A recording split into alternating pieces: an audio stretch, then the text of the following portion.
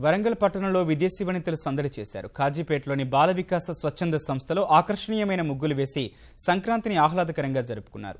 ముగ్గుల్లో గొబ్బెమ్మలు పెట్టి పాటలు పాడుతూ తమదైన రీతిలో స్టెప్పులు వేశారు. కమ్యూనిటీ డెవలప్మెంట్ శిక్షణలో భాగంగా స్వచ్ఛంద సంస్థకు వచ్చిన విదేశీయులు ఇందులో పాల్గొన్నారు.